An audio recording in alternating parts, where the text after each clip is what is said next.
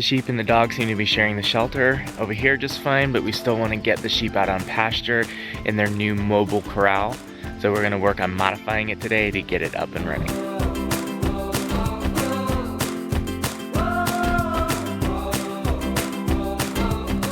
In our last video, we worked on putting this mobile corral together.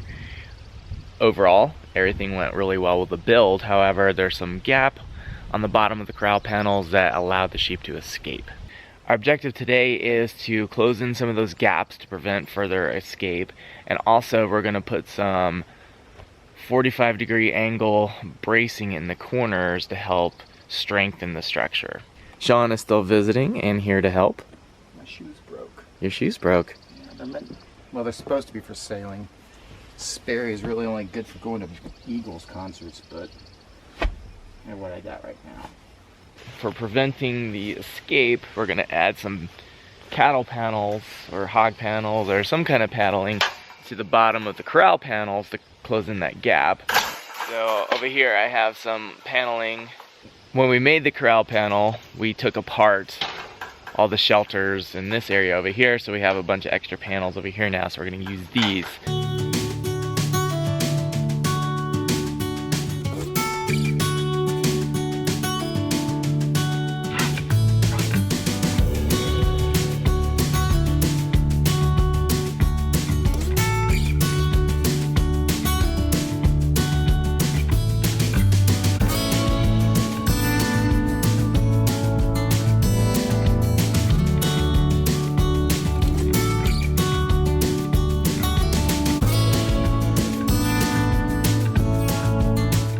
Decided here, since it's already too difficult to have current design to go through the tall grass, theoretically flop up as so that it would take a lot more. If the shelter is moving this way through tall grass, the grass would be able to flow through better because this would push up by the grass, right, rather than having to fight through the grass. And these won't push out, so the sheep theoretically should not be able to get out unless they put their nose under it and slip out, but we'll see. They are sheep, so.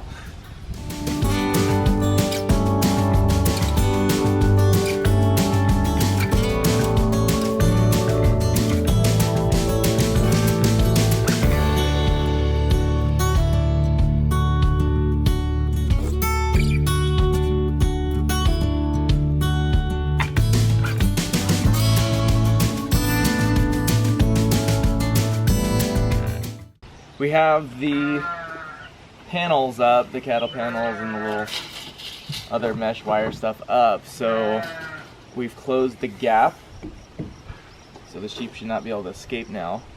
So now we're going to add the support bracing in the corners. I'm taking a 2x4, it's 6 feet long, I'm just going to cut it in half, so we'll have 2 3-foot sections. We're going to start there and see how that feels. I'd like 4. To have 2 in each corner, but we're also concerned about weight, so we're trying to keep the weight down. So we'll start with 2, 1 in each, or one, not 1 in each corner, but 1 in the 2 back corners, and then we'll see how that goes.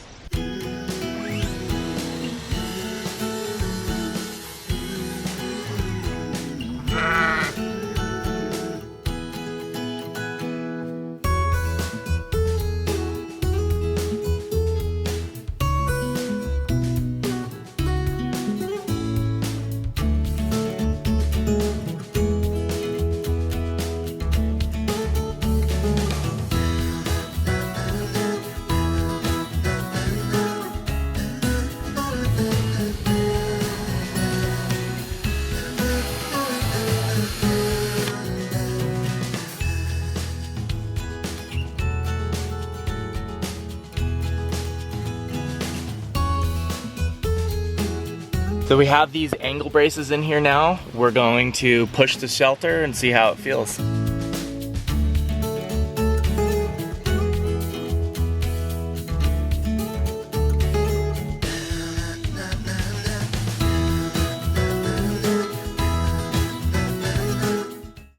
So those things kind of worked there. They did pop up, let the grass in, but they're staying up, of course, which the sheep could slip out of there, so I would have to get in there and just kind of close them right away. The other thing about all this is we have to have the tarp on this side. That's the south side. So in order for them to get good shade, we needed to put it on this side, but that's also the wheel side. And we needed to go that way. So we're having to push it instead of pull it, which is making it a little bit more challenge, especially with all that thick grass. I think we're just still gonna try and put the sheep in here, at least for today, right? Does that sound good? And then continue to troubleshoot as we go.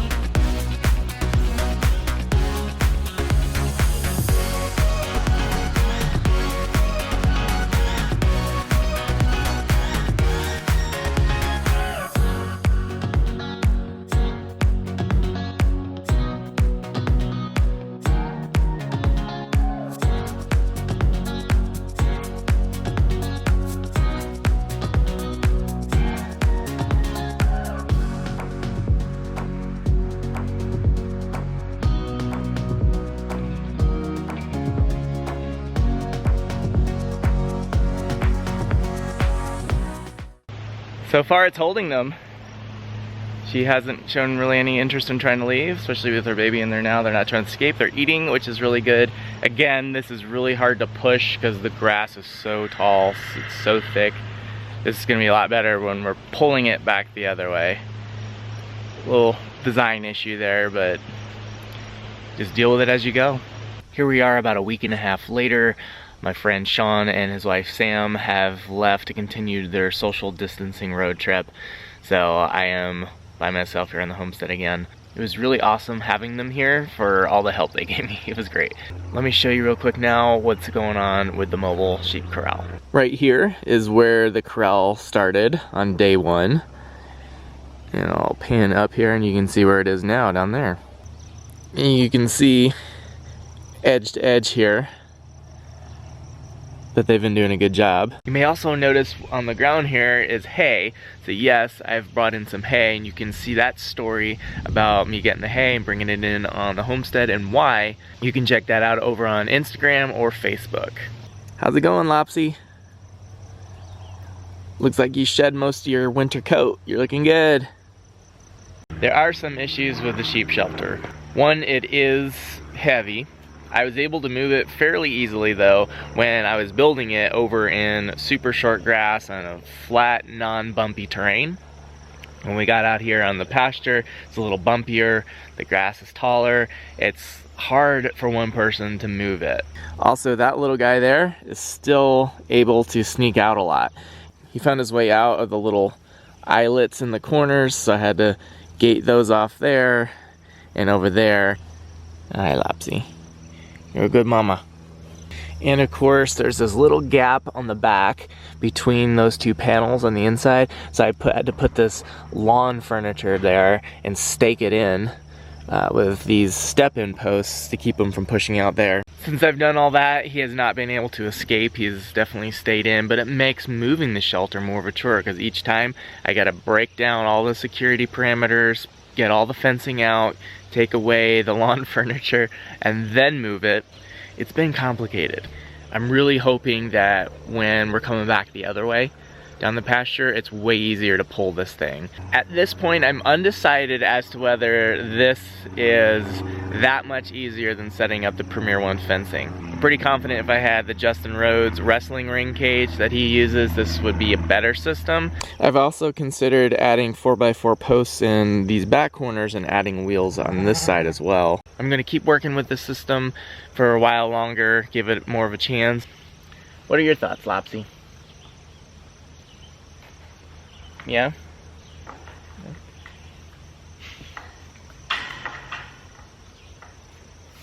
If you guys have enjoyed these videos or gotten any value out of the videos on my channel, please consider subscribing if you haven't done so already. Click the subscribe button and then the little bell next to it, click that and you'll get notices when new videos come out. Also, be sure to check us out on Facebook and Instagram, where you'll get the stories between the stories. And if you're interested in raising sheep for yourself but haven't taken that first step yet, you can head to grassfedhomestead.com.